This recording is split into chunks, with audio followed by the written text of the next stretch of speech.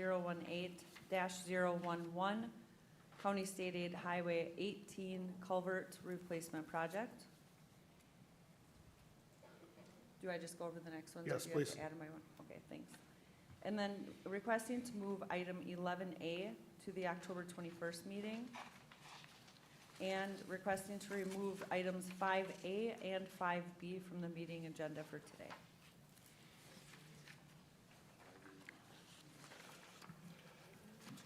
Mr. Chair, Yes, sir. just real quickly, that first addition was not really an addition. It had been missed as we did the agenda. I just wanted to point that out. I mean, it was in on time, it was just not right.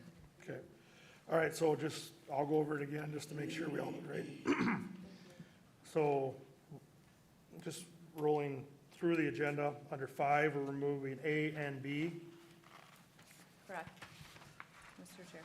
All right, and then under 8, we are adding an item K, which you all should have a copy of the agenda request in front of you to review. And under 11, we are removing item A, rescheduling that for October 21st. Is that right? 11A, we are moving to October 21st.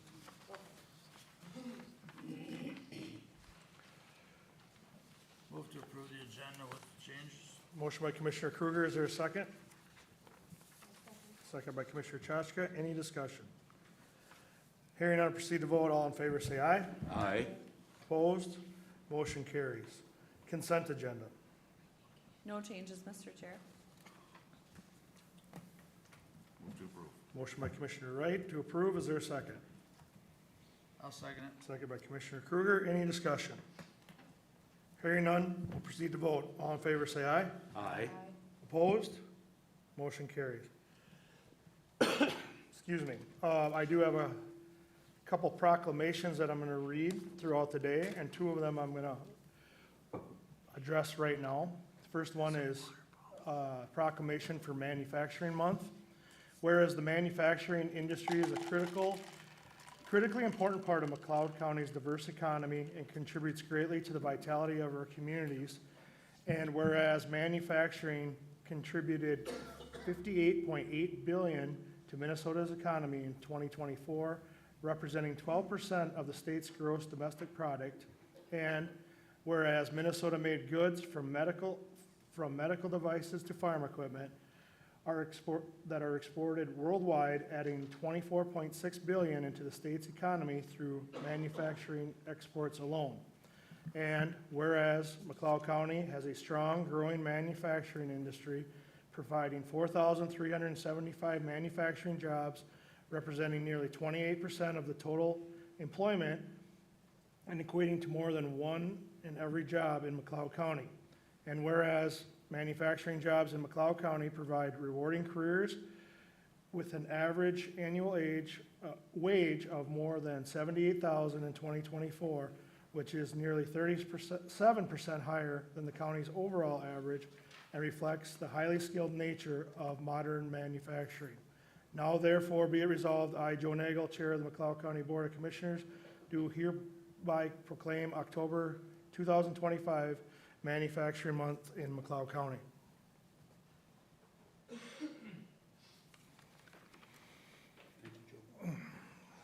The second one is a proclamation proclaiming the support of Cybersecurity Awareness Month for 2025. Whereas in 2004, the President of the United States and Congress designated October as Cybersecurity Awareness Month to help individuals protect themselves online and the growing threats to technology systems and confidential data. And whereas the McLeod County Board recognizes its vital role in identifying, protecting against, and responding to cybersecurity threats that can significantly affect the safety, privacy, and well-being of its residents. And whereas cybersecurity education and awareness are essential for everyone, including large corporations, small businesses, financial institutions, schools, governmental agencies, tribal organizations, nonprofit entities, and home users who rely on the internet connection devices as computers, mobile phones, and smart technology. And whereas individuals and organizations can reduce the risk of their cyber threats, such as phishing, ransomware, malware, financial loss, and data breaches by monitoring accounts, being mindful of online, online activity, keeping software up to date, using strong passwords and password management to enable multi-factor authentication and online accounts. And whereas Cybersecurity Awareness Month presents an opportunity to engage, educate, and inspire the public about the increasing demand of cybersecurity professionals, the wide range of career paths available, and the importance of building a strong cybersecurity workforce to strengthen the security and economic prosperity of both the nation and McLeod County. And whereas I, Joe Nagel, McLeod County Board Chair, am dedicated to providing every individual and public and private organization in McLeod County the resources necessary to ensure the success of cybersecurity awareness through helping the residents and businesses in McLeod County take action every day to stay safe online and connect with confidence, and whereas maintain a secure and resilient digital environment in a shared responsibility and practicing good cyber hygiene contributions to the overall protection of McLeod County's information, infrastructure, and economy. And I, Joe Nagel, Chair of the McLeod County Board, do here proclaim McLeod County Board is officially supporting Cybersecurity Awareness Month. And whereas they need to be shorter. Thank you. All right, we've removed essentially all of item 5, so we have a public hearing at 9:15 that we want to stay on schedule for. So Barrett, would you mind addressing a couple of your items? And so let me get to so we'd be under item 9, Health and Human Services. Good morning. Good morning. I have 2 items for you today. The first is item A, and unfortunately, they are very long, but Commissioner Nagel, I will read them. Thank you. You're welcome. Consider approving the purchase of service contract with Woodland Centers for adult crisis stabilization and youth crisis stabilization to provide adult residential crisis services and youth residential crisis services for the period of January 1, 2026 through December 31st, 2026. Services will be provided at a per diem rate of $650 for adult residential crisis services and $1,800 for youth residential crisis services, along with an annual administrative fee of $3,000. Per diem rate is a daily rate, and these rates will increase if the contract is not signed and the administration fee of $3,000 is not paid by February 3rd, 2026. Unlike adult crisis services, which are currently reimbursed through Medicaid or medical assistance, youth crisis services are not covered by insurance or Medicaid at this time, and therefore there are not alternative payers available to offset program costs. Because county reimbursement is the only available revenue source for youth bed days, Woodland Centers is issuing updated 2026 rates that reflect the rates calculated to cover the program's cost at current utilization. McLeod County is not a county member of Woodland Centers. Therefore, the out-of-county bed day contract rates for youth crisis services in 2026 will be $1,800 and a no contract bed day rate of $2,322. That's if we do not sign the contract. Mr. Chair? Yes. Barrett, why don't we belong? I mean, I think I asked this last year. Yes. And I forgot what you told me, but what is, We haven't, I don't think we've ever belonged to them. That was a previous director and current supervisor's decision. It seems to actually work really well for us because member counties pay a substantial fee to be part of Woodland Centers. Plus, they pay the per diem daily rate as well. So we just found that we're able to use other providers such as Hutchinson Health, which is much cheaper than this. But we like to have this contract in case we need them, so we're not paying that full rate by not having this contract. is the availability, I mean, everywhere I go, I was at a meeting yesterday with rural counties. I mean, the bed shortage obviously in this area is not good. I mean, Right. so I mean, if you need them, is the availability there usually, or? Yeah, yes, thanks for asking. They have been there for us when we need them. I did have Emily Osselson, our fiscal officer, run some numbers just to see if this was something we wanted to continue with. And year-to-date, we have had no adults use Woodland Centers for Crisis, but we have had three children use for a total of 14 days. And that's something anybody watching to keep in mind, there's adult beds and there's children's. And there's children's bed, yep, and the And I mean, children's it's- beds are the ones that are the more expensive Yes. because they're not reimbursable. Well, and the way it sounds, I mean, they're hard to get for some. They counties. are, yep.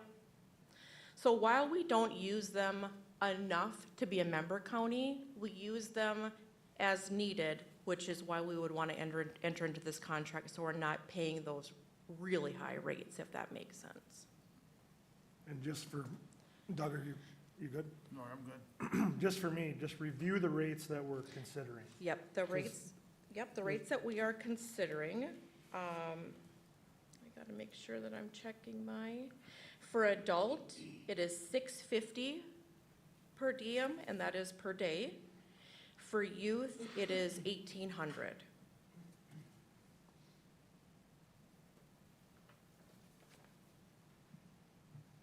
Yes, Nathan? Question, Mr. Chair, Barrett, and what defines a day? Is it an overnight stay? Can you kind of help us with that a little bit? I don't have the exact details, but I am assuming that they would have to be checked in by a certain time in order for it to start as a day, and then released at the time that they release the next day. It would be an overnight stay. Thank you. Yes. Mr. Chair, Yes, Doug? one more question, Barrett. I'm okay with this, but, now what's the procedure? I mean, we get mental health issues out of the jails. Now, do they have to go through you then, or is this something to count? I mean, or how do you, No, they- rise to that Yep. level that you can go there? That's a great question. So this is a contract for McLeod County. So if the jail was, needed to transport someone or needed someone to go there, then Health and Human Services would pay this rate, but anybody, within the county, employment, I should say, would be able to refer and use this contracted rate. So you have a working relationship? Yes. Okay. Yes, With yep. that, I'll make a motion to approve. Motion by Commissioner Kruger to approve. Is there a second? Second? Second by Commissioner Schmalz. Any discussion? Hearing none, proceed to vote. All in favor, say aye. Aye. Opposed? Motion carries. Thank you. Item B, consider approving an amendment to the Mobile Crisis Service Agreement with Canvas Health to align the agreement's payment provision with the updated grant contract issued to McLeod County by the Minnesota Department of Human Services Behavioral Health Administration. On March 18th, 2025, the McLeod County Board approved contract with Canvas Health to provide mobile crisis services for adults and children in McLeod County who are in need of immediate mental health crisis response, act as the fiscal agent, and assume responsibility for billing the patient's insurance for mental health professional services that the patient receives. On August 25th, 2025, the McLeod County Board approved the grant contract with the Minnesota Department of Human Services Behavioral Health Administration to receive funding and administer mental health crisis and other related services to clients in McLeod County for the period of July 1, 2025 through December 31st, 2026 in the amount of $610,988. The new allocation was more than the previously planned allocation of $528,963. Therefore, a contract amendment is needed. So basically, we're just amending the contract with Canvas Health to show the correct amount of money that they're going to get to carry out the mobile crisis.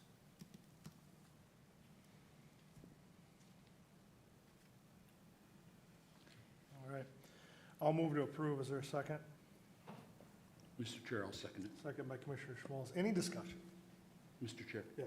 Yeah, and for review, for ourselves and the public, we're just at the very beginnings of our relationship with Canvas Health. So, yes, some adjustments need to be made to get this up and running as smoothly as possible. So I Yes. appreciate you bringing it to us today, and I'll support the motion as presented. Thank you. I'm happy to add that we met with Canvas Health last week, and as of October 1st, they are up in full swing and providing telehealth. Previously, they were just answering calls and doing the triage. Now they are doing the telehealth. And let's see, they have hired someone. Her name is Emily, and she is going to start October 20th, working in our office, being the supervisor and providing those mental health, telehealth calls. Any further discussion? Hearing none, proceed to vote. All in favor, say aye. Aye. Opposed? Motion carries. Thank you. Thank you for being available. All right. Go to item 6, which is our public hearing. I'll take a motion to open the public hearing. Motion by Commissioner Schmal, second by Commissioner Wright. All in favor, say aye. Aye. Opposed? Motion carries. Under the public hearing, IMB, Connie, Good morning. good morning. So the hearing notice was published in the McLeod County Chronicle on September 19, 26, and October 3rd, which satisfies the requirements of statute for a public hearing. First, we will look at the account activity and assessment history, or I should discuss that, I should say. The 2026 assessments may include projects that will be paid by the end of the year and may include repair funding for upcoming projects. The 2026 proposed assessments were reviewed and agreed upon with the drainage inspector, SWCD staff, myself, and my staff. We've given consideration to each system and believe our numbers to be fair to the landowners and the county. The assessment history contains 5 years of data. The detail is minimized with only 1 row per drainage system, as all redeterminations are complete. Hold your applause. Thank you to the drainage inspector and the SWCD staff for their diligence and oversight with our drainage systems. They are very responsive and thorough with landowner requests. 2025 repairs, spraying, and inspector expenses totaled $956,672, which is a decrease of $340,222 over last year. Next, do you have any questions so far? Okay. Next, I will provide the maintenance assessments by drainage system. Please add comments or suggestions as you wish as I go along. And when we've completed with the board discussion and the public comment, I will take one motion, please. All right, so here we go.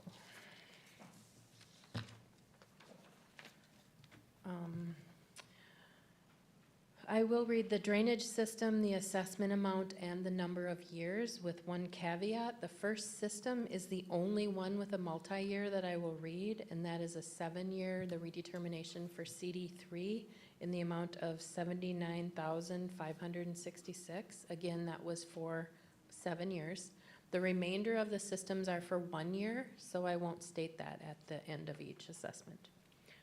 All right, CD5, 45,000, CD8, 60,000, CD10, 50,000, CD12A, 65,000, CD13, 70,000, CD16, 35,000, CD18, 7,000, CD22, 12,000, CD25, 6,711, CD26, 2,000, CD27, 5,000, CD28, 30,000, CD29, 18,000, CD36, 25,000, CD40, 25,000, CD64, 30,000, JD1, Renville McLeod Meeker, 10,000.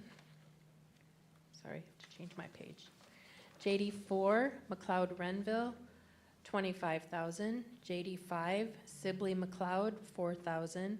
JD8, McLeod Sibley, 45,000. JD 15, McLeod Sibley, 25,000. JD 17, McLeod Sibley, 12,000. JD 18, Sibley McLeod, 75,000. JD 19, Sibley McLeod, 5,000.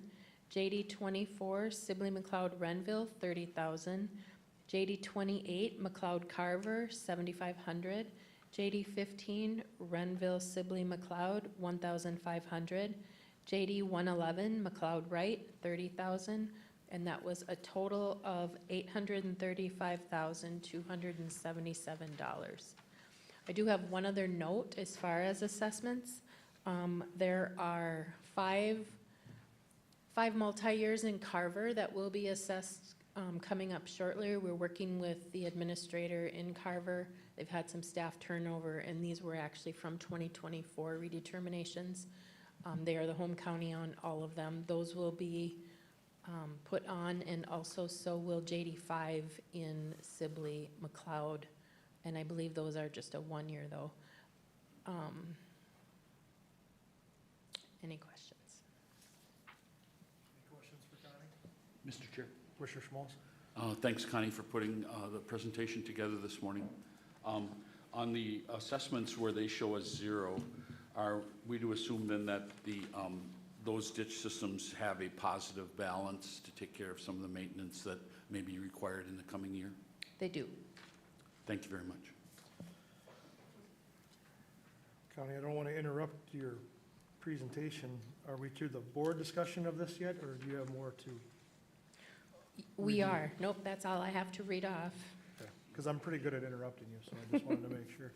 And are we waiting for a motion on this lot of, is that what you're saying? I am not. I'm waiting for the board discussion. I'm going to try to follow the agenda here. Board discussion, then open it up for public comment, and then we would consider the resolution. So right now, is there any, I guess, board discussion, questions for Connie, Ryan, Adam, whoever, right now? With that, I would open it up to the public. If you do wish to address the board, please come to the microphone, give us your name and address, and please try to keep your comments to 3 minutes. Anyone from the public wish to address the board? Come on up.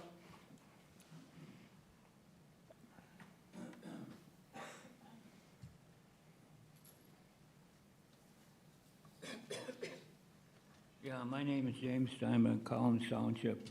Only thing I'm gonna say today is that I presented my case over the last years, how I stand on this, and it still is the same. And I'm gonna object to any present and future proceedings according to what's done to the ditches. Thank you. Thank you. Anyone else from the public? Don't be shy, because I can't always see you, but come to the mic and give us your name and address and your concerns or comments.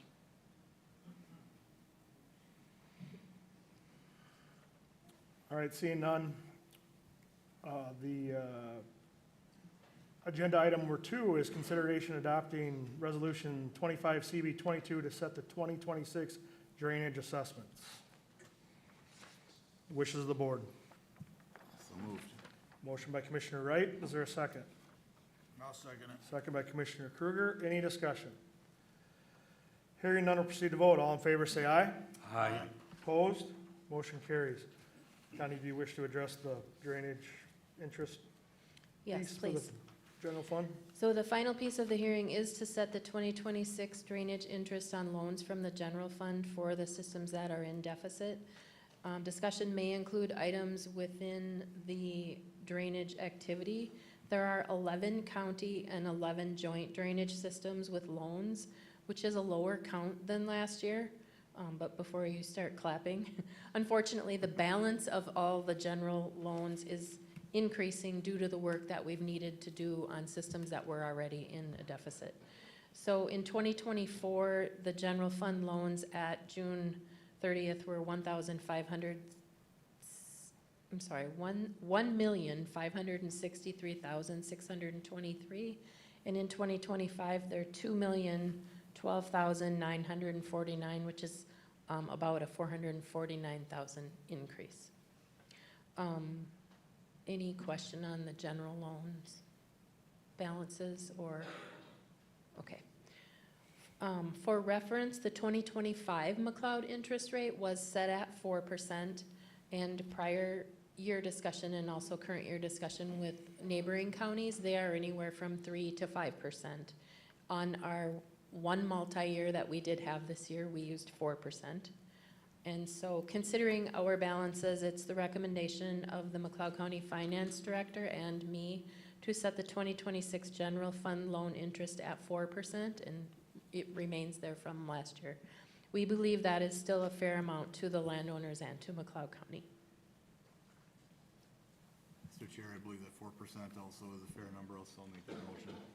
Motion by Commissioner Wright. Is there a second? Second. Second by Commissioner Schmalz. Any discussion? Hearing none, we'll proceed to vote. All in favor, say aye. Aye. Opposed? Motion carries. Thank you. Anything else? I do not. Anything else to come for the Drainage Authority? Otherwise, I'll take a motion to close the public hearing. So moved. Motion by Commissioner Schmalz, second by Commissioner Kruger. All in favor, say aye. Aye. Opposed? Motion carries. Thank you. Thank you. All right, very good. University of Minnesota Extension. Welcome.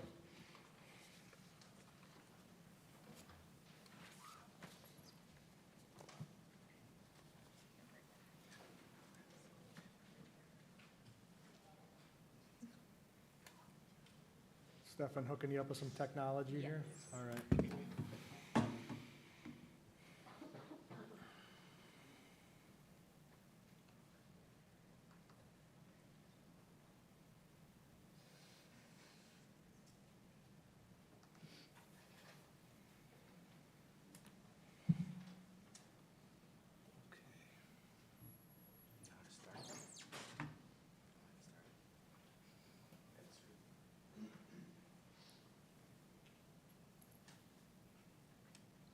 Okay, hi. Thank you guys for having McLeod County 4-H come here and present today. I'm Miranda Kepner. I'm the extension educator for McLeod County 4-H, and I have some 4-H members with me today, so I'll let them introduce themselves. I'm Marshall Mardig, and I'm a junior at Hutchinson High School. I'm Avery Coles. I'm also a junior at Hutchinson High School, and I'm also the McLeod County Federation president. And so we are here on behalf of McLeod County 4-H. It is National 4-H Week this week, October 5th through the 11th, and so we just want to celebrate the accomplishments of 4-H in McLeod County and give you an overview of everything entailed in the 4-H program. So 4-H is the largest youth development organization in Minnesota. We currently have just about 50,000 members in Minnesota. And so what 4-H is we are an out-of-school organization where youth choose projects that are interesting to them, and they get to explore it with peers and caring adults. 4-H is open to anyone in grades kindergarten through 1 year post-high school, so grade 13, and our youth in kindergarten through 2nd grade are called Clover Buds. Luckily for McLeod County 4-H, joining is free in our county. And we also have some costs with programming, but McLeod County 4-H is very fortunate that we offer a lot of financial assistance and scholarships for youth to participate in events that have costs. So what are the goals of the Minnesota 4-H program? So first, we want youth to learn. We want them to develop their passions, explore their interests, and deep dive into those really passion areas. We want them to become leaders in our communities, so we have a number of leadership programs and opportunities for youth to lead not only their peers, but also adults. And then we also want to create. We want adults to join the youth and create really just quality, responsive learning environments where everyone can learn together. So youth learn by doing. This is one of our mottos, and over 95% of our participants in Minnesota 4-H have reported that they have used the skills that they have gained through 4-H in other aspects of their life and after 4-H as well. So here's some stats about McLeod County 4-H in our communities. We have 300 youth that are enrolled in McLeod County 4-H program this past year. We have 9 community clubs spread out through the county. So we hit Winstead, Brownton, Glencoe, Hutchinson, and Silver Lake areas. We have 109 screen adult volunteers. We have 314 youth enrolled in our school programming agreements with county public schools, private schools, and homeschools. And we had 316 youth reach throughout summer programming that we offer. McLeod County has one of the highest retention rates in the state for 4-H membership. We retained 90% of eligible youth from 2023. We had 99 of those members that were first-year members, and 20% of our membership are clover buds. Here's an overview of the clubs in our county. A lot of these clubs have been around for many decades, and so that is a very proud thing to continue on these community clubs and to have devoted club leaders help lead these youth. So a big thing with 4-H is a lot of people recognize 4-H is at the McLeod County Fair. However, 4-H is a year-round opportunity that these kids have. And so these are some of the larger activities that happen year-round. We have Project Bowl, which is a quiz bowl orientated area. So these youth learn about plant science, livestock, poultry, rabbit, dairy, dog, and so we had 20 youth participate in that. Practices run typically January through April, so they spend months studying these areas. We have shooting sports and wildlife. We offer a number of disciplines in the shooting sports area: archery, BB gun, muzzle loading. So we have certified instructors that help teach those youth responsible practices and also hone in on those skills. We are offering dog training. This was the second year we have restarted the dog program, and we had 7 youth participate, and they participated in weekly practices from April to July. And we also offer horse practices with games, so like ropes, barrels, figure 8, and then also the pleasure side of horse practice as well. And we had 23 youth enrolled in Horse Project, and they practice weekly from May to September. Here's just an overview. I'm not going to read all of these off, but we offer a number of workshops and other clinics throughout the year, and so our plate does get fairly full moving into summer. You can see we pick up in June. But we do anything for general project area, so any kind of specialty area. We offered a sewing workshop this year. We offered a fine art workshop. We have a number of day camps as well. One of our bigger events is Family Fun Night and our open house, which is open to the public, and we just celebrate the accomplishments of 4-H. And we invite community members to come and check out 4-H and what it means to join. Finishing off our events for up until September this year, we have a number of livestock clinics that are offered by our project superintendents as well to help those youth hone in on showing and caring for their animals. We have demonstrations, fashion review, performing arts. So we have a variety of activities available. And then as you can see in September, we start our state showcases for the year. Another large part of McLeod County 4-H that some may not realize is we have a number of school program agreements with public, private, and homeschool throughout McLeod County. And so we currently have 7 programs. We have one of the highest number of programs in the state in McLeod County. And we reach this year we're at 285 kids through our enrollments. So you can see the schools are spread out throughout the county and the number of youth. And so once a month, I go into the schools and I teach these kids a lesson about any topic. We typically do anything related to crafts. We did some specialty stuff with geology. And then we do a lot of like STEM type of activities as well. Also, summer is a very busy time for us. We do a number of outreach programs. We have our free tree giveaway. We partner with a number of community partnerships in our area. So we work with McLeod County Soil and Water District to do Nature Field Day. We make visits at the Hutchinson Farmers Market and Hutchinson Library programs. Also work with the Hutchinson Chamber of Commerce for Dairy Day. So these are more of our outreach just to promote 4-H and to reach out there and get the word out about 4-H. And so, once we are wrapping up our summer, it's time to gear up for McLeod County Fair. And it's a big highlight for a lot of 4-Hers in their year in 4-H. We had 207 youth participate in McLeod County Fair this year, from anywhere showing projects in the 4-H building or doing a demonstration or showing their animals. So I will let the 4-Hers take it from here to share more about the fair.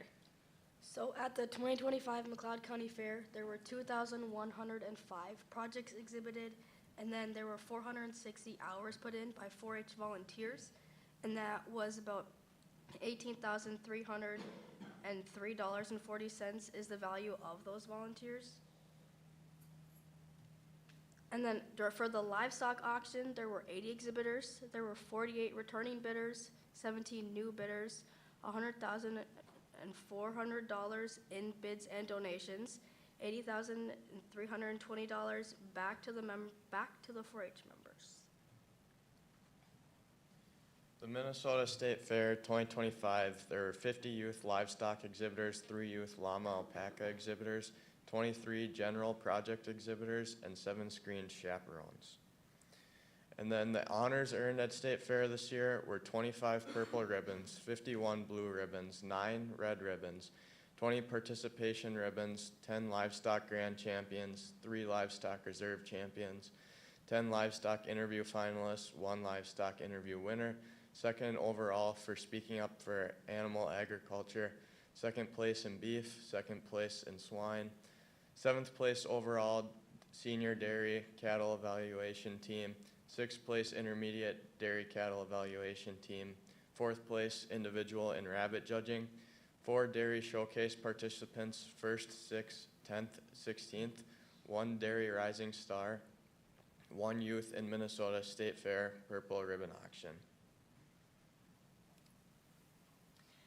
And so we don't end at the Minnesota State Fair. We have a number of showcases that happen well into September. So these are the 3 that happen in September. We have State Shooting Sports and Wildlife, which happens at Alexandria Shooting Park. We had 10 participants and 7 top 10 placings among our youth. We also have State Horse Show, which was September 5th through the 9th at Simons Arena. Typically this is at the Minnesota State Fairgrounds, but the Coliseum is undergoing a renovation, so they moved it this year. We had 6 participants, 5 with top 10 placings. And we also had the State Dog Show, which was the first time in a long time to have some youth at that show. We had 3 participants, and they earned 3 special award acknowledgements. So here's some upcoming events and activities for McLeod County 4-H. Like I said, we're here for National 4-H Week this week. Also, 4-H year starts October 1st. We're just getting into the new 4-H year, and we are doing county and club chartering. Our annual award celebration, which you are all formally invited to attend, is November 1st in Hutchinson. We will also be hosting club officer training and annual adult volunteer training that afternoon. And we also are part of a partnership with McLeod, Meeker, Sherburne, Stearns, and Wright counties, and we do a regional leadership summit, which also helps leadership skills and officer and volunteer training as well. And that'll be coming up in late November. As I wrap up, just to talk a little bit more about National 4-H Week. So the theme of our week is building a ready generation and a world of change. And so Minnesota 4-H's vision is to double youth membership by 2030. And so we just have 52,000 members currently. And McLeod County's goal of that membership is to raise our membership from 300 to 375 by 2030. So we are looking to grow and get more youth involved in 4-H. And thank you very much for having us here. Do you guys have any questions? Great presentation. Any questions from the board or comments? Just got a couple. I know since my kids have all graduated out of the program, I'm now more on the outside looking in, because I don't really get to be involved in the hustle all year long. However, my support for this program will always be unwavering, that's for sure. So, Marshall, what's your favorite project area? I showed ducks, and then this year I reached over and did some doves too. Doves. Into the pool. Doves. Avery, I can about guess. Yeah, I can guess that one too. Yep. I show Charolais beef cattle. Beef cattle. And Avery, you were in the Purple Ribbon auction, correct? No, my brother was. Your brother was. Can you tell us a little bit about what that is? Because that is meant for only the best of the best at the State Fair exhibits. So can you give a little bit of insight as to what that is for everybody here? I'm sure you had to help your brother a little bit with that, didn't So you?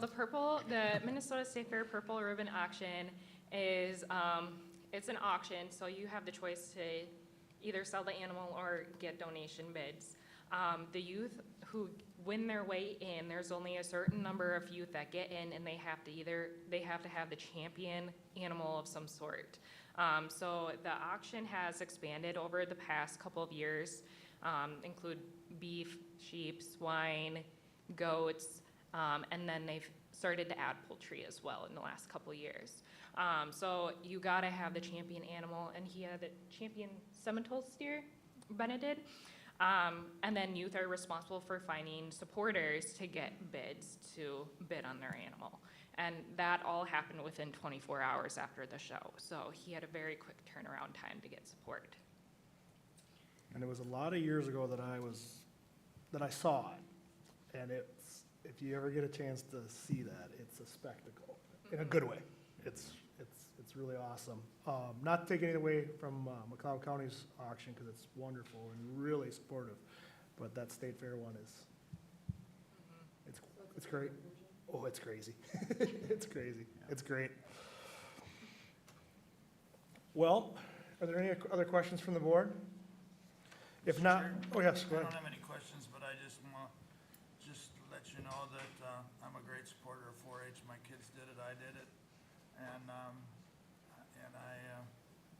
again, I'm looking more at it and whatever I can do on the board and with the fairgrounds. I'm very enthusiastic about helping you, so. So, yes, Thank you. Commissioner Schmalz. Yeah, thank you, Mr. Chair. And I, too, want to say congratulations on a successful 4-H program this past year, and I congratulate all the 4-H participants, especially from my district in McLeod County. Well done. Thank you. All right. With that, I have a proclamation for McLeod County 4-H Week. Whereas this year's National 4-H theme, Beyond Ready, reminds us 4-H is building a ready generation in the world of change and equips young people with skills for the future while meeting them where they are today. Whereas 4-H is America's largest youth developmental organization, supporting 6 million youth across the country and over 50,000 youth in 2025 in Minnesota. And whereas Minnesota's 4-H programs are delivered by the University of Minnesota Extension and provide experiences for young people to learn by doing in all 87 counties across the state. Whereas expanding from its strong agricultural roots, 4-H helps young people explore the world around them and grow into productive adults. And whereas 4-H is in every city and county in the United States and helps 6 million youth become engaged, successful, and independent. And 4-H connects 502 young people and 111 adults in McLeod County to their communities this past year, preparing them for work and life through an inquiry-based learning while providing emerging research for positive youth development. And National 4-H Week showcases the incredible experiences that 4-H offers young people and highlights the remarkable 4-H youth in McLeod County who work each day to make a positive impact on those around them.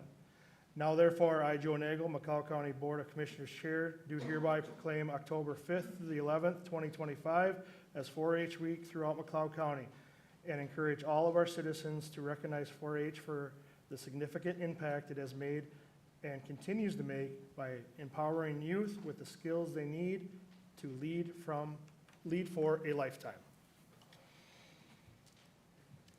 Thank you very much. I think we want to grab a quick picture, and then folks, I think we're going to take a short recess after that to get some things organized. It is my understanding that there's some sort of a medical incident in the lobby, so just be mindful of that, of the first responders that are out there. But we will take 5 minutes after the picture. So. Miranda, can you all take them up? Yep. Okay.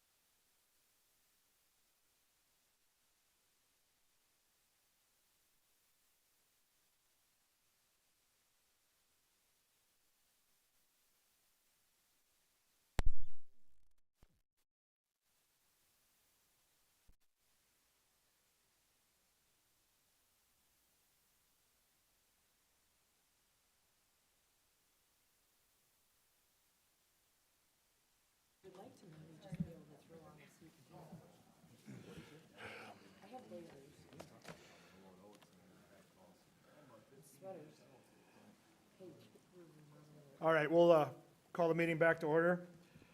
If I'm tracking correctly, we're under item 8, Public Works. Andrew or John? Morning. There we go. Consider approving the estimate from Viking Signs Incorporated of Hutchinson, Minnesota for a wayfinding sign at the McLeod County Fairgrounds at a cost of $5,900 plus tax with funds from the designated for capital assets budget. The Fairgrounds Commission and staff have been exploring ways to make it easier for event attendees to navigate the grounds. After considering various options, a wayfinding sign near the Century Avenue entrance was chosen to be the best fit. A second estimate was received from Crow River Signs of Hutchinson, Minnesota at a cost of $6,920.19 plus tax. Questions for Andrew? Or, you're not Andrew. Questions for John? I have none. Motion to approve. Motion by Commissioner Wright. Is there a second? Second by Commissioner Chaska. Any discussion? Hearing none, we'll proceed to vote. All in favor, say aye. Aye. Opposed? Motion carries. Item B, consider approving an additional $20,000 to JGS Enterprise LLC of Stewart, Minnesota for parks tree trimming with funds from the designated for capital assets budget. At the March 4th, 2025 board meeting, the board approved an estimate from JGS Enterprise for tree trimming in the 6 county parks at a cost of $250 per hour, not to exceed a total cost of $75,000. The originally approved amount has been expended and there's still trimming to be completed. The rate of $250 per hour would still be in effect for the additional work if approved. Move request, Mr. Chair. Motion by Commissioner Schmalz. Is there a second? I can second it. Any discussion? Mr. Chair? Yes. No, I mean, is there, I don't doubt that there, was it just that much more work that we had to add this to it, or? Yeah, just the extent of it. I don't think we quite could fully grasp how many, I mean, primarily just out at Lake Marion, they've done quite a bit, and there's still more to be done out there. And some of the smaller parks like William A., they haven't been able to get out there, and we'd like to get that out. Did we have issues with ash? We do have, yeah, there are some ash trees, I mean, plenty of ash trees within the park, but we'll identify those. A lot of those will probably end up having to get removed, unfortunately. Thank you. Any further discussion? Hearing none, we'll proceed to vote. All in favor, say aye. Aye. Opposed? Motion carries. Item C, consider approving an advertisement for bids to lease the 4-H commercial kitchen at the McLeod County Fairgrounds from February 1st, 2026 through December 31st, 2027.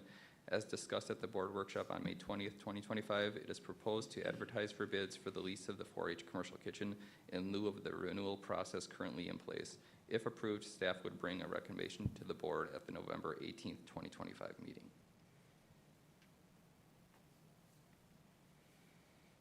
Wishes of the board. Move to approve. Motion by Commissioner Kruger. Is there a second? Second. Second by Commissioner Wright. Any discussion? Mr. Chair? Yes. Part of the reason I made the motion is we had a long discussion on this a year ago. And I think this is what we, kind of, the direction we were moving in at that time, so. Yes, I would agree with that. It's just something new. I'm trying to consider what's best, so. Any further discussion?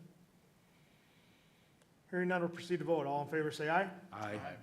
Opposed? Motion carries. Thank you. Good morning. Morning. Item D, consider approving the purchase of a 2026 GMC 4x4 double cab pickup from North Country GM of Hibbing, Minnesota at the state contract price of $41,725.60 plus tax, title, and registration for the Parks Department with funds from the Parks Capital budget. A similarly equipped Ford F-150 on state contract was priced at $45,043 plus tax, title, and registration. This pickup will replace a 2011 F-250 that was totaled by insurance last year.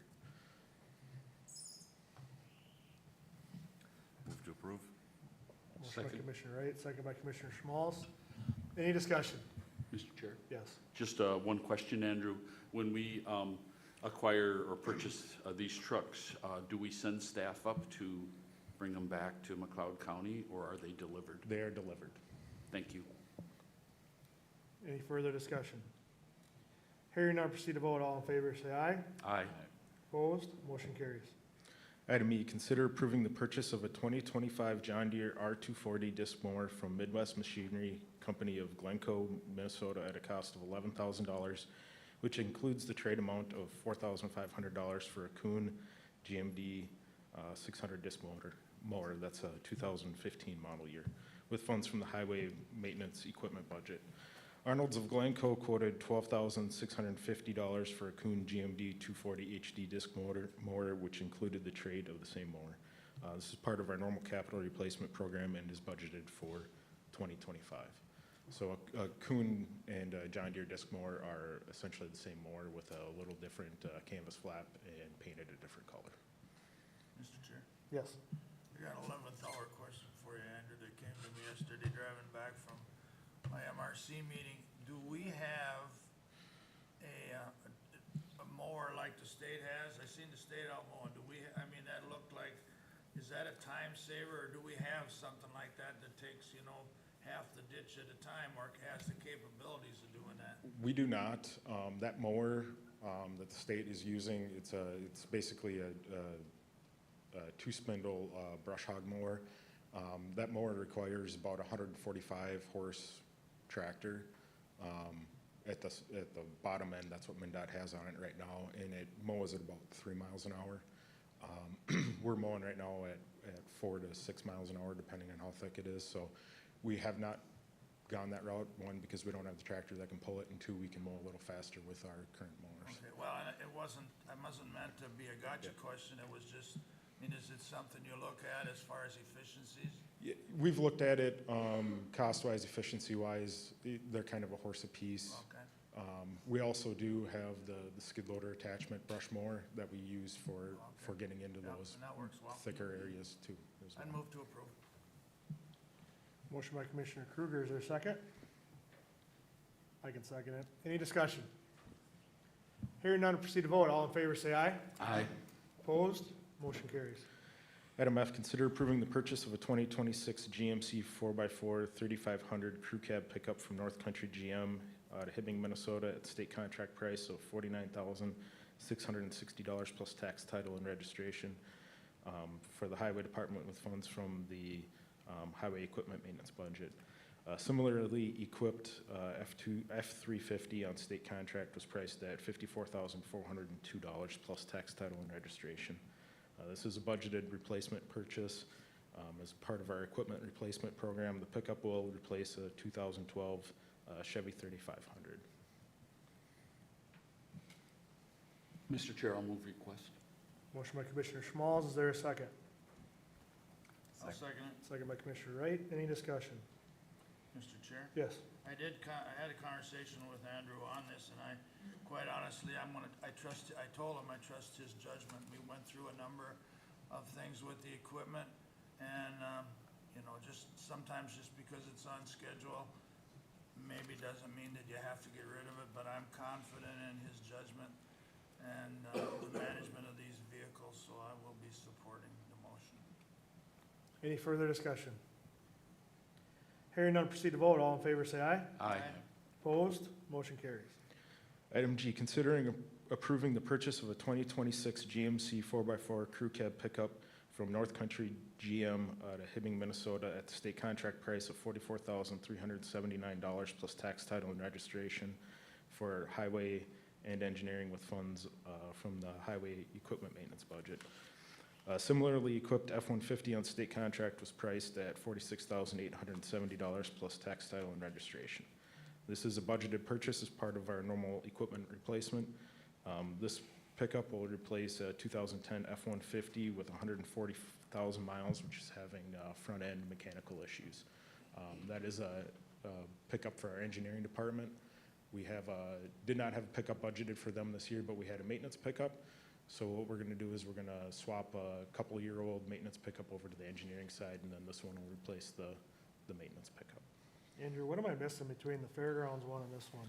The Fairgrounds one is a double cab. Okay, Basically extended cab, this one's a full crew cab, okay. Okay. Both half-tons? both half-tons. Okay, thank you. Any questions for Andrew? Mr. Chair, same comment I had on F as here, so I'll move to approve. Motion by Commissioner Kruger, is there a second? Second. Second by Commissioner Wright. Any discussion? Hearing none, proceed to vote. All in favor, say aye. Aye. Opposed? Motion carries. Item H, consider approving change orders 1 and 2 for state aid project 043601-013, the county state aid highway concrete overlay project at no cost to McLeod County. The total cost of the change orders is $25,335.15. Per the project agreement with the city of Winsted and the county, these change orders are no cost to the county. Change order 1 was an additional water service to Hanlon Park at the city's request at a cost of $11,939.90. Change order 2 is to replace curb boxes at the intersections of Casal 1 and McLeod Avenue, Casal 1 and Baker Avenue West, and Casal 1 and Industrial Drive, as well as removal and replacement of an unmarked water service that was damaged during construction at a cost of $13,395.25. Mr. Chair, I'll move request. Motion by Commissioner Schmalz, is there a second?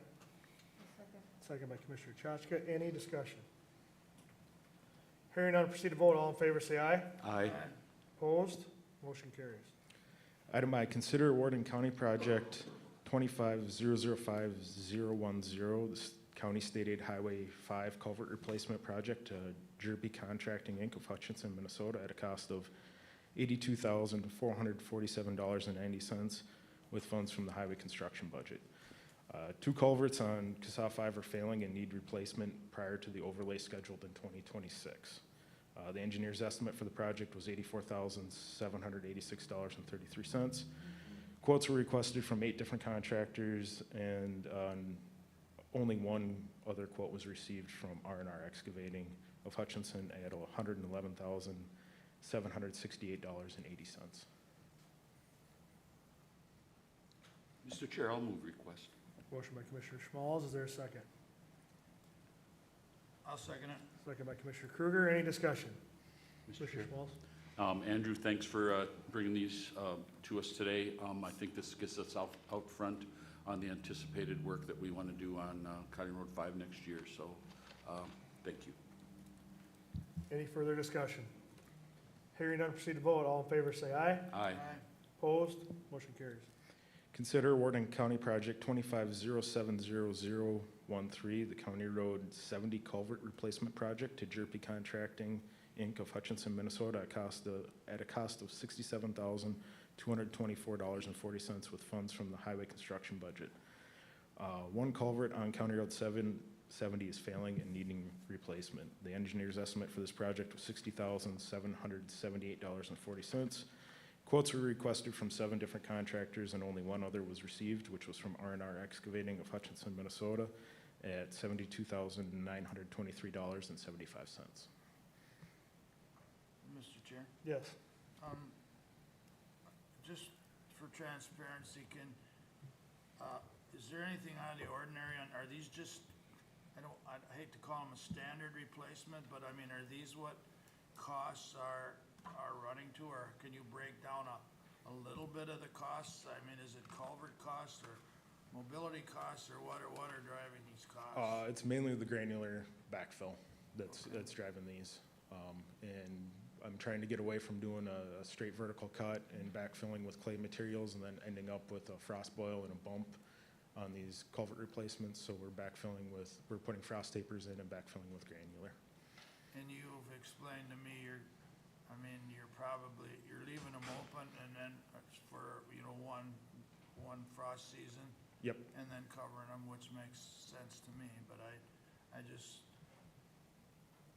obviously costs are getting high, but they're, Yep. And they're not enthusiastic about bidding them either, are they?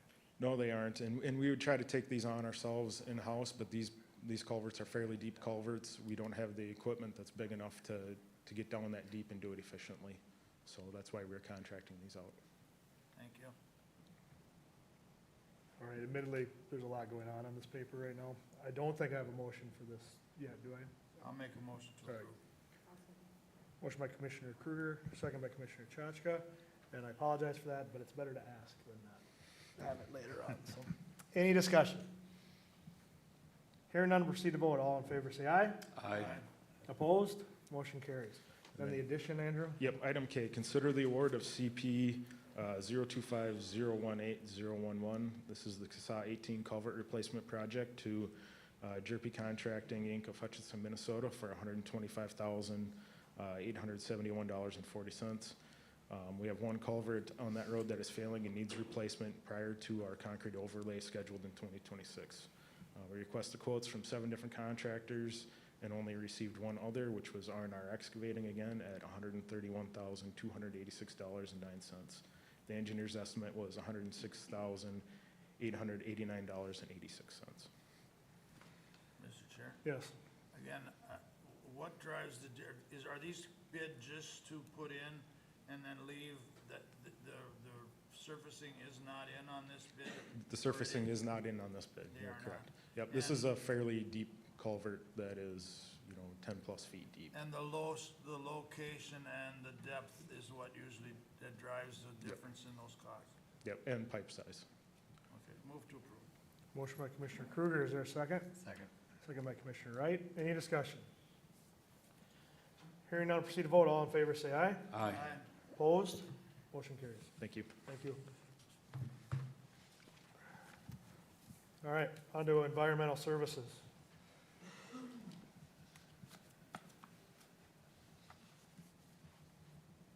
Good morning, everyone. 2 items for your consideration this morning. Item A is consider approving conditional use permit 25-19 as requested by Donald Artman.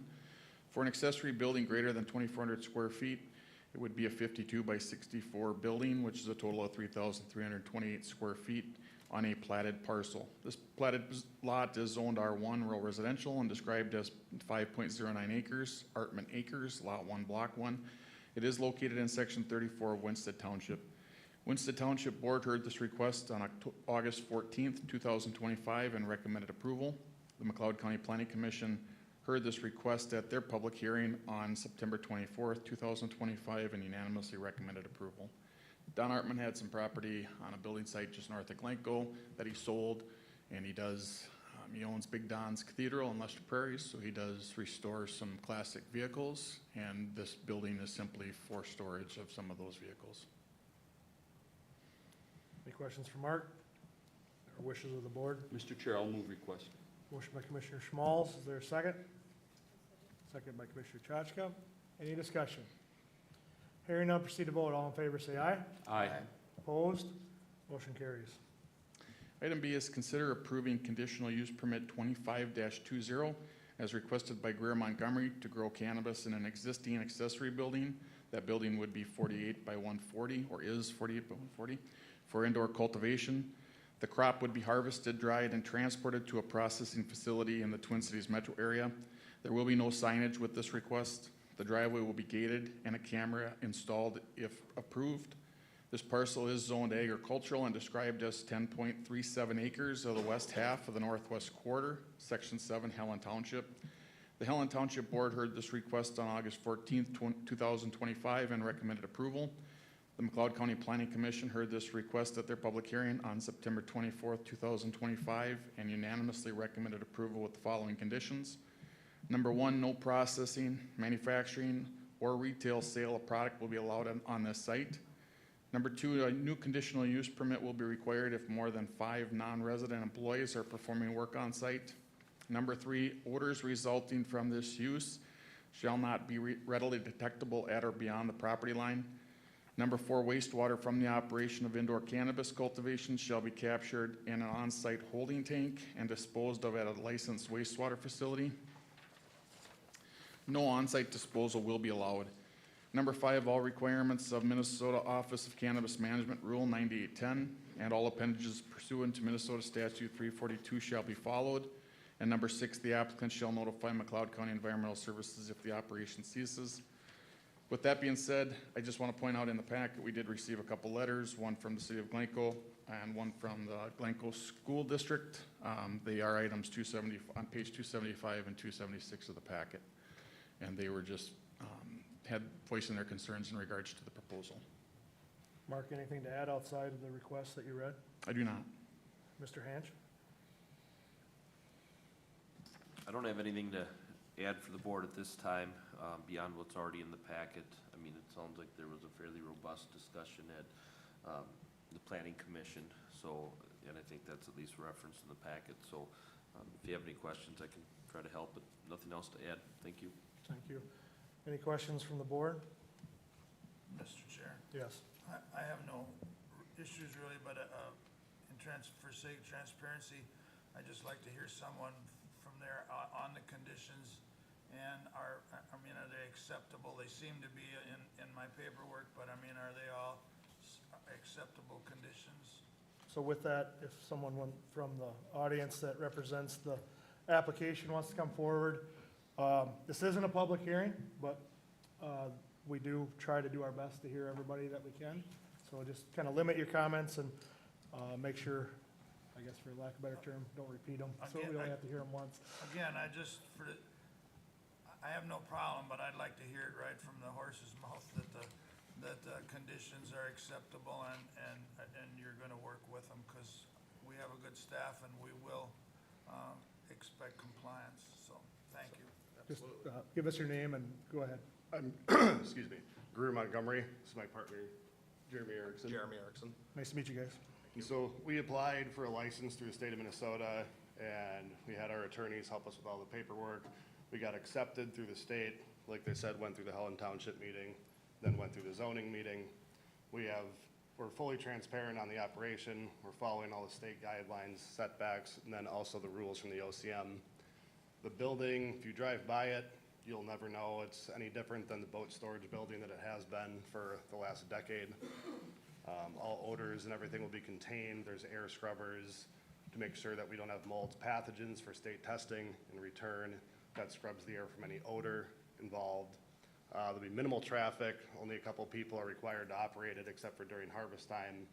Product will be picked up by a licensed state vehicle and taken off-site to be processed and sold to other dispensaries.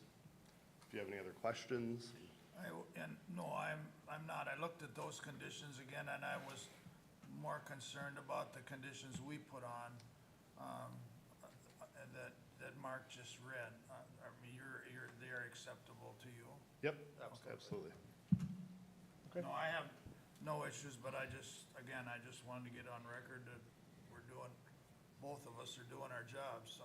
Understandable. All right, thank you. Thank you. Anybody else from the audience wish to address the board? Seeing none, what are the wishes of the board? Mr. Chair? Yes. If I could ask a couple questions, Mark. Does this area fall into the long-range comprehensive plan for the city of Glencoe? So the city has the right to, to extend, their planning 2 miles out. They were present at our public hearing. It was not indicated to us that it was,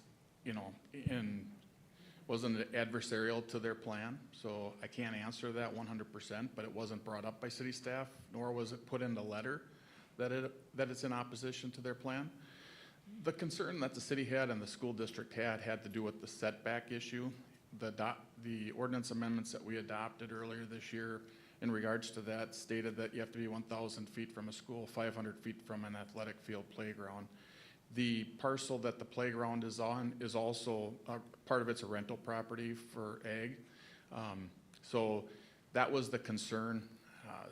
Superintendent Sanju was there at the time, and we asked him if that parcel was used specifically for curriculum, and he stated very little, I believe is what he put into the minutes. So it's a parcel that is a mixed-use parcel, and the requirement of 500 foot is met from this building to the corner of that property, not to the athletic field, but to the corner of the property is 800 feet approximately. So it was satisfactory at the time of application that they did meet that setback. Mr. Chair? Yes. This is my district, so I mean, I guess in total transparency, I got a number of calls, but the calls were not specific to what you're applying for. There were more to, just being against cannabis or, or marijuana, whatever you were. So, and I don't tie the two up that way. And I'm very familiar with the property, and I did a little homework, and I'm satisfied with the status of the guys that are asking for the permits.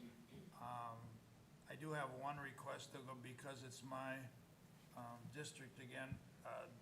There's a which is not under our jurisdiction that I'm aware of. You'd have to ask our county attorney, but there's some about your name, and my concern is, again, because it's in my district. I just would hate to see a big conflict. Yeah. Black and blue, anything, anything on that doesn't pertain to your business other than the name, so. Yep, and so we're working with, when we file everything with the OCM to get the final approval for them to come out.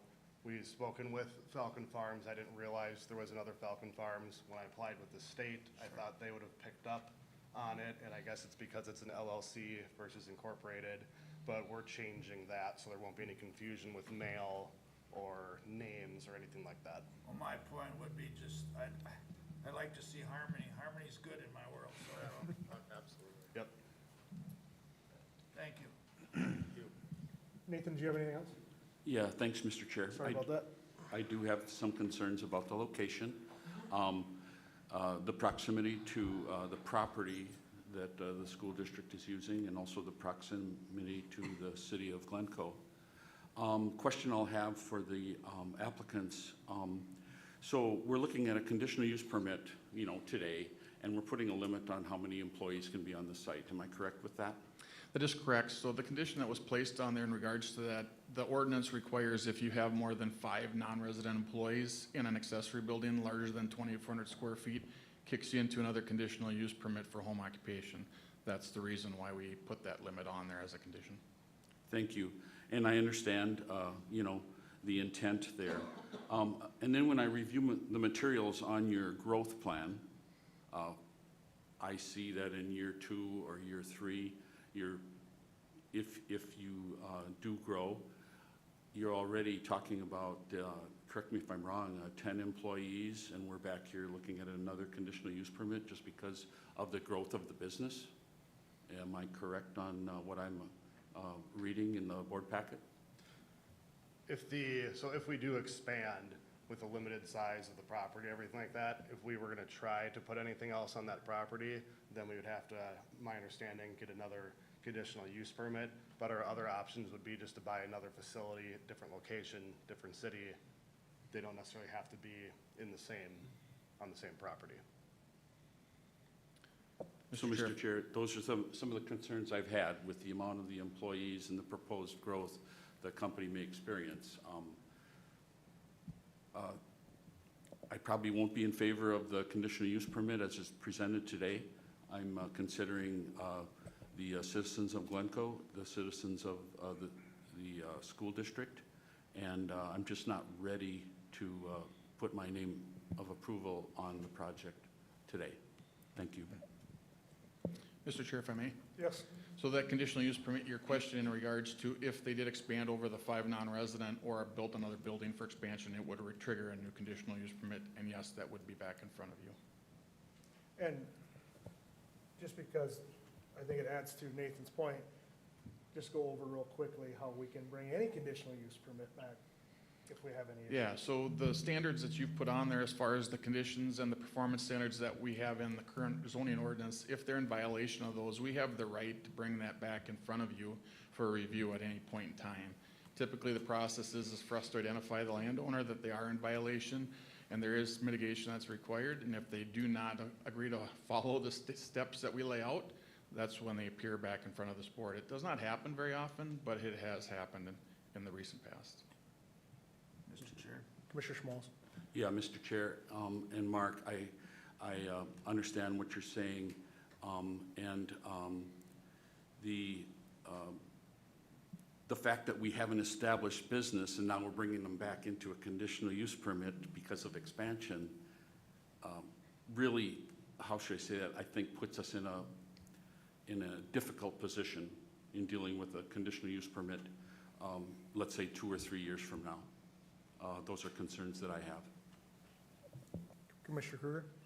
I wanted to comment on that. I didn't go, I also looked at the information, and I looked at the five employees. That condition was put on by our committee, and, I have no problem with it. And the reason I didn't go there is because, let them prove themselves, let them prove themselves first with the 5.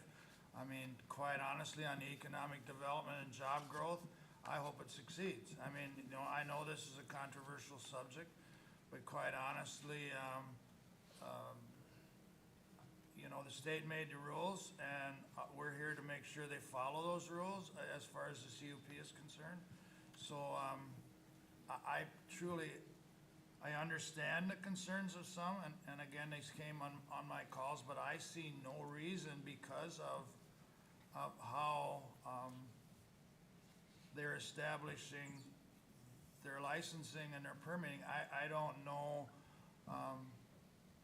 we can't go back, you know, that dog don't hunt. I mean, we can't go backwards. So we're doing what we're supposed to do, and I have no problem if it grows to take a look at that. That's our job. So, I mean, and I think everything's laid right out there, and I've been, again, I'm repeating myself and I hate it, but we're not talking about whether we like marijuana or don't. I mean, this is, for me, it's a business decision, and I think you're reputable, and I hope you do grow, and again, we'll be watching it, and that's where I am, so I will be in favor of the motion. Thank you. Thank you. Mr. Chair? Yes.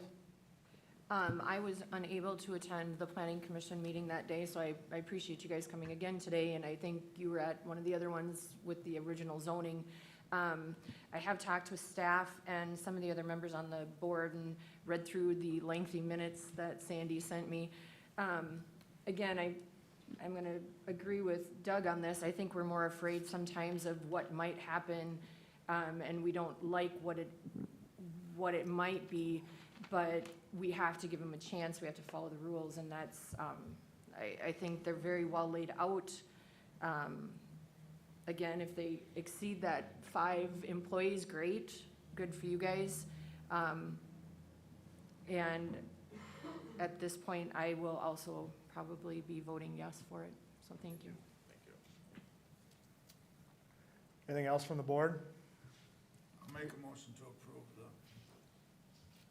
Motion by Commissioner Kruger. Is there a second? Second by Commissioner Chachka. Any discussion? I'm going straight to a roll call. Commissioner Kruger? Yes. Commissioner Wright? Yes. Commissioner Schmalz? No. Commissioner Chachka? Yes. I'm yes. Motion passes 4-1.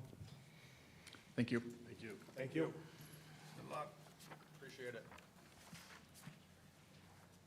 All right, we'll review our calendars. Commissioner Kruger, whenever you're ready. I'll be ready by tomorrow. All right, since our last meeting, make sure I'm right here on my dates, we had, the McLeod County Association of Townships meeting on the 22nd. I thought was well attended and beneficial. We transferred, Andrew gave a good report, and then we had a question and answer session that I thought went well. I had a joint 5 ditch meeting, which is Carver McLeod on the 23rd. And I had Buffalo Creek Watershed also that evening. And I had on the 29th a drainage stakeholder meeting, and there's some, I have a drainage work group meeting tomorrow. I think it's on the verge of some issues that they have filed, some special interests have filed a petition, and I'm not exactly sure what it means when you file a petition, otherwise different from something else, but at any rate, people within the of the drainage work group are not agreeing. And I mean, that defeats the purpose of the whole work group, so I'll have more reports at our next meeting, but, it's too bad. We're an advisory to the legislature, and it was set up to do, it had to be a consensus, 100% consensus. There was no minority, majority, which puts us in a bad situation. So I don't know how this is gonna come out, but I'll report at our next meeting. On the second, I had agenda review. On the third, I'm a member of ATP District 8 Transportation. We had our meeting, I attended by Zoom.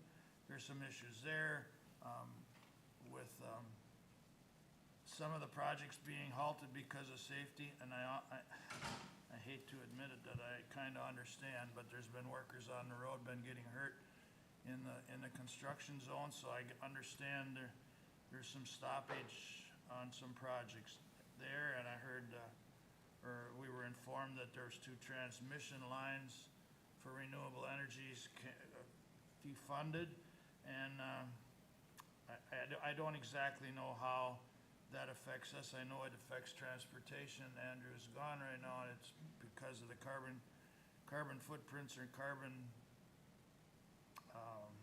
emissions on some of the roadways. So and obviously the charging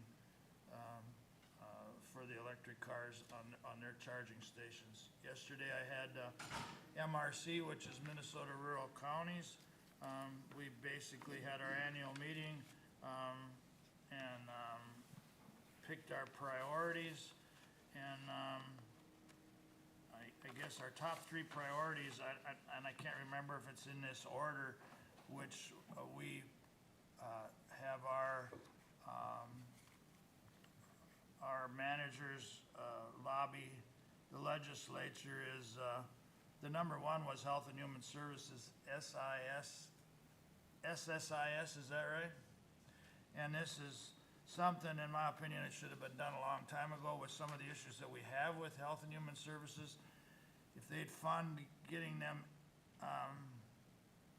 that old system, I can't think of something funny to say on how old, they're gonna turn to dust pretty soon, but they're so old and causing a lot of extra work for Health and Human Services. I mean, that's been number 1 for a number of years, and I know that even in this district here, we've had our legislators looked at them. I was up and looked at them. I don't know if that was in your time, Barrett, or not, but you showed us, I mean, if I can figure out that they're antiquated, if that's the right word, they are. I mean, it's not good.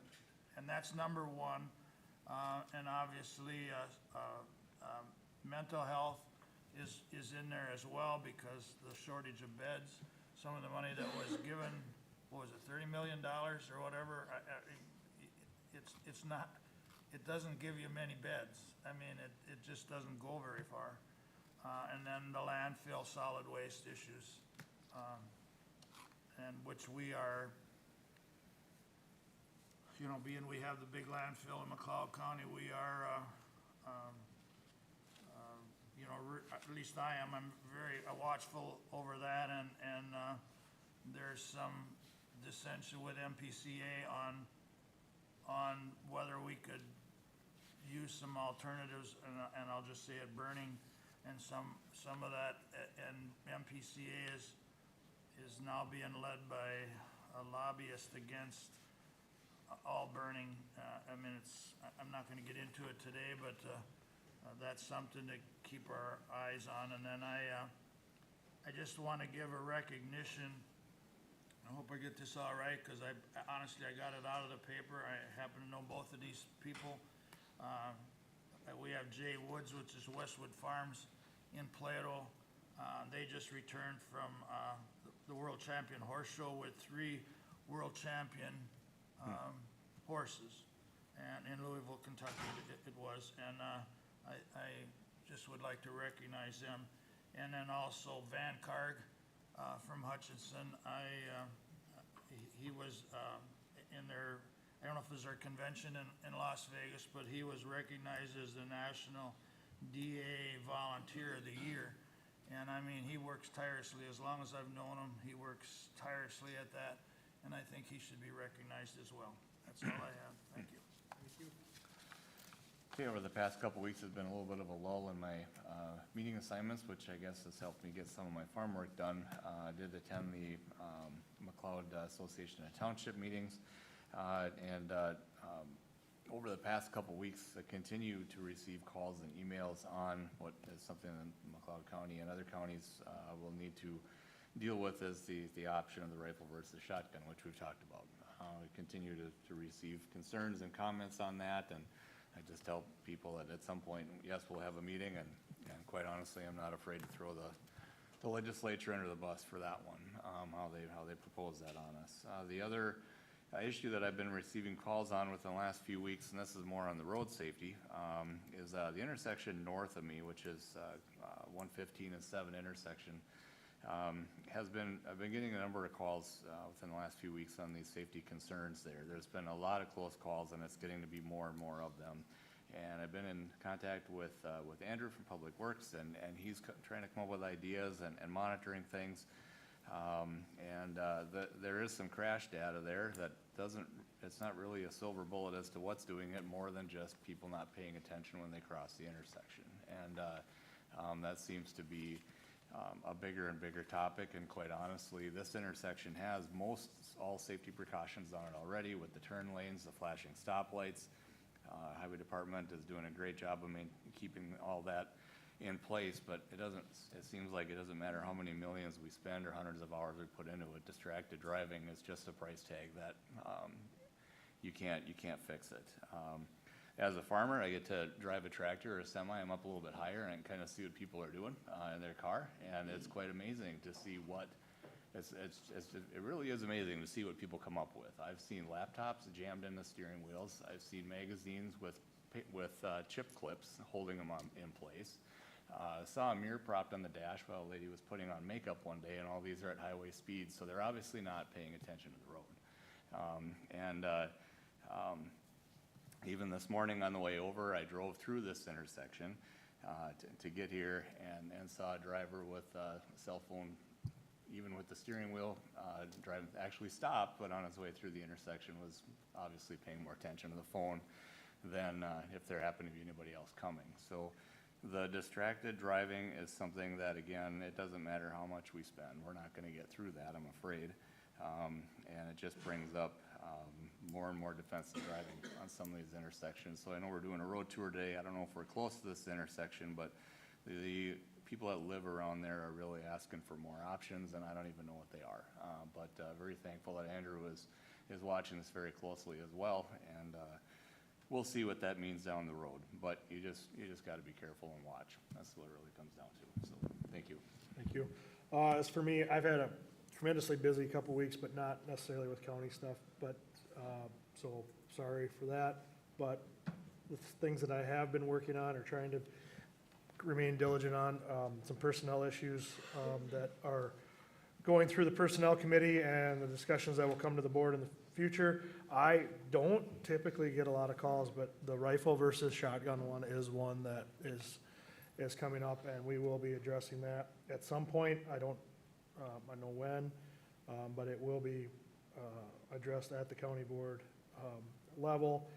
Still working on some ditch projects on the north end of Hutchinson and trying to navigate that. I do appreciate the support of the drainage inspector and the staff there with the help and trying to keep that communicated to the landowner. And it's just something that I did not envision being this, and I'm honestly sick and tired of talking about it at each and every meeting. But with that, I think that kind of wraps up what I have. Commissioner Schmalz? Thank you, Mr. Chair. I did have some personal vacation time that I took this month, but I'll start my calendar on the 23rd of September, a couple weeks ago. We had a Joint Ditch 5 Carver-McLeod Zoom meeting that morning. Luckily, I could do it by Zoom to attend that meeting. And then on Thursday, the 25th, I attended the UCAP meeting in Redwood Falls. I will say, I'll just try to highlight a couple items on these meetings that I've attended, topics of interest. One of the major topics of interest was they are looking at health plan premiums of an increase of 23.8%. I'm saying this, I mean, this is the world we live in today with health insurance, and I'm saying this because I hope that the McLeod County employees value the work that our joint Sibley McLeod Health Insurance Company or group is working on. We have a good broker, we have a good system, and yes, a lot of it does come down to claims history, but I can say that I'm really happy where McLeod landed with our health insurance premiums compared to what I'm hearing from some of these other joint powers boards that I serve on. And then the following day, I did the Southwest 18 Mental Health Consortium meeting in Marshall, Minnesota. I will say it was a good opportunity for me to visit the Marshall County seat and to see their government center as well. They have a beautiful government center located in town. One of the topics from that meeting was participation in their process, not just from the Joint Powers Board members, but also the management team to bring topics to the Joint Powers Board for consideration. It's a high concern. We did discuss the proximity of where the meetings are held, and I think they're going to look at trying to hold the meetings in a central location, so it's not 2 hours and 15 minutes away from someone like me to attend a meeting like that. Along with my attendance, Emily was there, and Barrett as well. So those are the things that were discussed at the Southwest 18. And then the following week, I will go to Thursday the 2nd. Prime West held their monthly Joint Powers Board meeting. Luckily, I could attend that by Zoom, which helped me, help out with the harvest at the farm. One of the highlights from that meeting was that they did enter a contract with a new CEO. The new CEO is to take his position June 1st of next year. His name is Matt Magnuson. I made mention of it last month, I believe, and so they have reached an agreement and a package for Matt, and people seem to be very comfortable with Matt replacing Jim Prisbilla as Jim retires out of Prime West. And then I will say that I've had conversations about the ditch mowing on our county roads. I believe that the wet season that we've gone through has delayed ditch mowing, and I hope that, with the equipment purchases that we process today, knowing, that that's going to help the program. Yes, we maybe are a little bit behind with ditch mowing, but hopefully this dry weather has helped Andrew and Public Works to kind of catch up with the mowing that needs to be done on our county roads in the county. Thank you, Mr. Chair. Commissioner Chaska? My last couple weeks kind of mimics some of the rest of you. I had some personal time off. My oldest graduated college finally, so we were happy about that, and then took a little bit of family time for that. So after the workshop on the 16th, there was Trailblazer on the 18th. They continue to work through some issues like everybody else does with state and federal and that sort of thing. But I think it's a pretty good group, pretty solid group. They have a great vision in mind, and so they continue to push forward with that. Then we jump to Friday the 26th. At the last meeting, I was appointed to the cannabis work group, and so we met for the first time there just to kind of go through some things and establish kind of how we see things happening with cannabis and the registration, which started October 1st for some of those items. On Thursday the 2nd, I also attended the Prime West via Zoom, and again, that group is very well organized, and I hope the transition between Matt and Jim is smooth. I think it should be the way it sounds. They've worked together long enough, and Matt, I don't believe will change too many things there. I don't remember the date, but Brownton held an open house. Great River Energy is starting a project. The way it sounds, it won't start till 2027, but they're replacing about 12 miles of transmission lines on Highway 15 south of Brownton, and then to the substation, I'm guessing by the Heat Wall Road there. So that, they just went over some general things if you had questions, and so I went to that just to check it out and see what was all involved with that. And then I too have had calls on the gun laws and told them we were working through it, and did let them know that we don't have to have it done by the end of the year, correct? We don't have to make that decision? It's March 20th from what I was understanding. Okay, Real yeah. close. So I don't think it's as an important push right now as we originally thought. So that brings us to today. Thank you. Commissioner Chaska, is that transmission line, is that overhead or are they burying it? Overhead.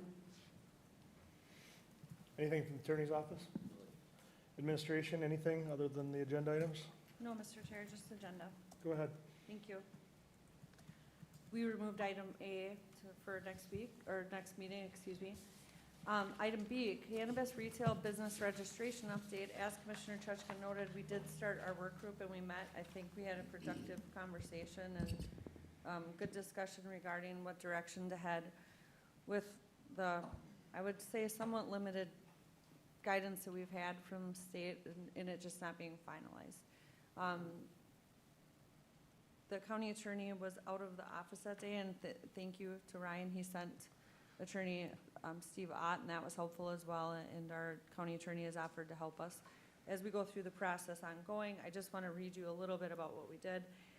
We talked about departmental requirements, about updating the county website with the registration application. We did get a draft of the registration application, and when that's finalized by the attorney's office, and if we find it to be fit to what we know are the requirements from the state, then we'll submit that. I did draft that application using several other counties and cities and different applications that I could find, and I do believe that it does encompass everything that we need, and our main goal is to keep compliance for the county board, or to provide you with whatever you need to be compliant.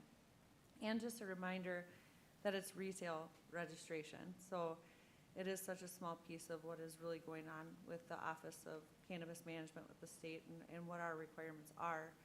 There is some uncertainty on who should manage the registration application. It's not a permit, it's not a license. So we discussed it, and as a group, there were no issues. I know that there was a little bit of a different opinion from a couple more members of the board I've spoken to throughout time, but the group would like for the applications to start at administration, being submitted to one place because of how they would need to be responded to. So that will probably be recommended. And if you have concerns or questions about it, please bring them to me. I did ask everyone that was there, and there was a good representation of departments. And it seemed that that was the desire for now, to at least start there, to make sure that we know where we're headed with things and that it's handled. We talked about updating the fee schedule. I think that the recommendation will likely be the $500 that other counties have been implementing. We talked about delegation agreements with the municipalities, and just from what I can see and what anyone that was there gave for feedback, I believe that that is completed fully through that state application for their account. I don't think that there's anything necessary beyond that. If that changes, we'll let you know right away. So we need to finalize the registration application and process. We need the 14 townships and the 5 cities that we expect are going to do delegation agreements to reach out for support if they need it. We did talk to them at the township meeting, and some have followed up, and I think things are going fine there. Then the McLeod County Sheriff's Office, of course, will have to just complete the compliance requirements through the state. The sheriff was present, he didn't see a lot of difficulty with following that. And we're having a follow-up meeting. I don't have any other items for you today, I just wanted to give you an update. Mr. Chair? Yes. I had a question on this subject. Is there, or a clarification, actually. Now, I've had actually one in my district that, Your microphone's on, sorry. I've had one in my district now that says, just because they apply with the state and pass pass their qualification, lack of a better word, but they still have to comply with us. If there's no retailer available, they aren't a shoo-in. Correct. I'm getting misunderstandings that they're going to some properties and businesses that are available, saying they have all this. Well, that means they're qualified, doesn't mean they're gonna get one. Am I correct? From my understanding of everything we've gone over, there's no guarantee if someone falls under our jurisdiction for managing the retail application. Is that correct, Ryan? I mean, cause I had somebody in my, one of my constituents asked that they've looked at renting their building or buying their building even, and they wanna go to a full bore, growing, retail, everything, said they're. Right. They gave them some paperwork saying they were qualified, and they may be, but that doesn't get them past our rules, is that correct? Right, I mean, it's a fair question, and, I mean, yes, generally it's correct, but I would just caution, it's almost impossible to speak in general terms about this and be accurate. I mean, there's several different types of licenses, even when you talk retail, I mean, there's several different types of, retail licenses, and some of them fall under different rules. So, I mean, like our ordinance has authority and did act in some respects to, cap certain types of licenses, but that cap doesn't apply to everything on the list. So, I mean, I think, yes, you're right in saying there's not a guarantee. I mean, there's a couple of layers here. There's the state rules, and then, there's whatever's layered on top of it from the county level, whether that's on the planning and zoning land use, or whether it's, that adult cannabis use ordinance and what that spoke to. So, I mean, there's a multi-step process, and they would want to make sure that they work all the way through that before they make an assumption that they're going to be green lighted. Or before they would invest a lot of money or time or resources. So, I mean, you're correct. It's more to it than just the state saying, look, you're eligible. But specifically how that will work, I mean, you have to work your way through this maze and make sure that we're talking about the right type of license and applying it to those rules, because there's several different types or subsets within each category. So, it's very, very fact specific. So Well, it may have sounded like I made a statement, it was really a question. Right, but no, I mean, so it's true, I mean, it's true, but, and how exactly that plays out will be very specific, based on, what they're trying to do. I caution this person that they should do their checking first, because they may be qualified, but, I hate to see people make some plans or even changes And not be able to follow through. And I'd go even further, it's not just the county rule too, but I mean, they very well may be subject to certain, I mean, if they're within a city, well, then there's a whole different set of, land use and zoning type regulations. So, yeah, I mean, there's more to work through than to just get some initial information from the Office of Cannabis Management. That's the starting point, not really the end point. And Mr. Actually, sorry. the state's terrible.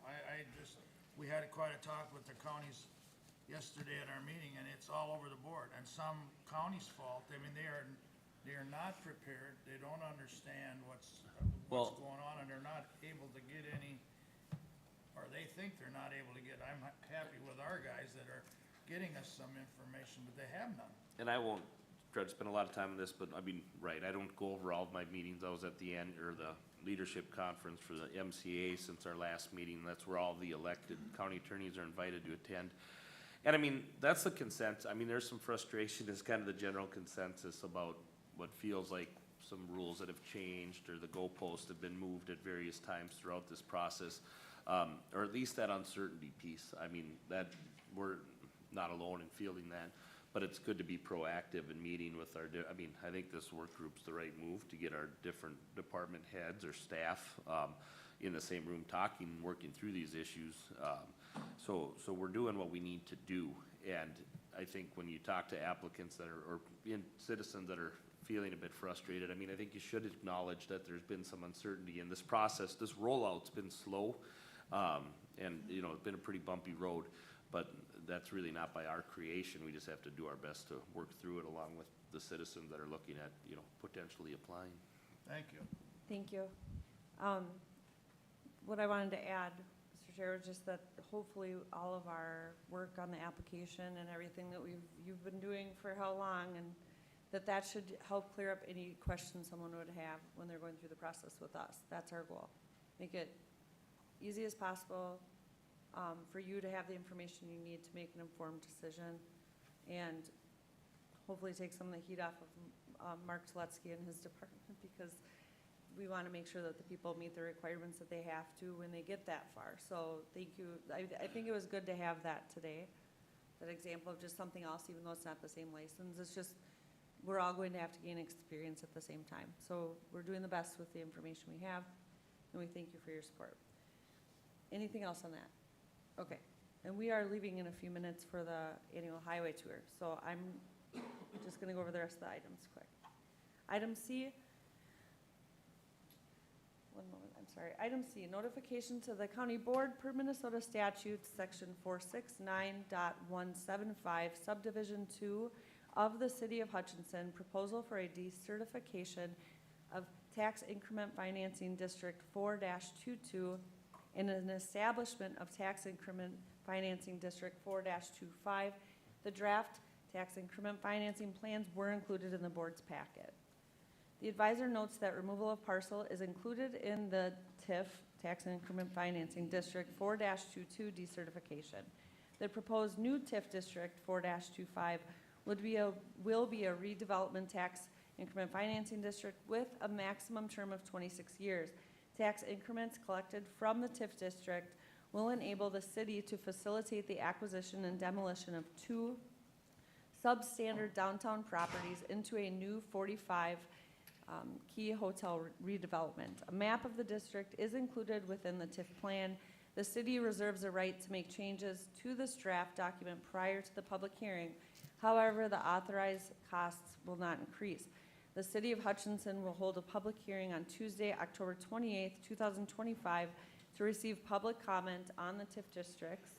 Comments or questions may be directed to the City of Hutchinson Economic Development Director, Miles Seppelt. His phone number is 320-234-4235. Item D, notification of an electronic transfer of funds in the amount of $2 million from the Minnesota Association of Governments Investing for Counties account to the Citizens Bank checking account was made on September 12, 2025. We discussed this last time we had one of those. There is a notification, but also you'll see those throughout time depending on the rates that are provided from the financiers. Item E, notification of board workshop following the board meeting on Tuesday, October 21, 2025 at the Hutchinson City Center, 111 Hassan Street, Southeast Hutchinson, Minnesota. So a reminder, we'll be in Hutchinson next meeting. We try to go to a different city at least once a year, and that is very nice of Hutchinson to let us use their facilities. We do not have a board workshop today after this meeting besides the tour. And then, item F, that's the notification that our board workshop today is the tour. So if there are any questions about that, otherwise we will be done with my items. Okay. Open forum, press relations. If none, looking for a motion to recess till 9 a.m. on Tuesday, October 21st, 2025 at the Hutchinson City Center, 111 Hassan Street, Southeast Hutchinson, Minnesota. They're bringing the show on the road. Is there a motion to recess? So moved. Second. Motion by Commissioner Wright, second by Commissioner Schmalz. Any discussion? Hearing none, proceed to vote. All in favor say aye. Aye. Opposed? Motion carries. Thank you, everyone. I didn't want to make the motion because if I forget and go to Glencoe, I didn't, you would have Yeah, right. That'll be the thing, right? morning.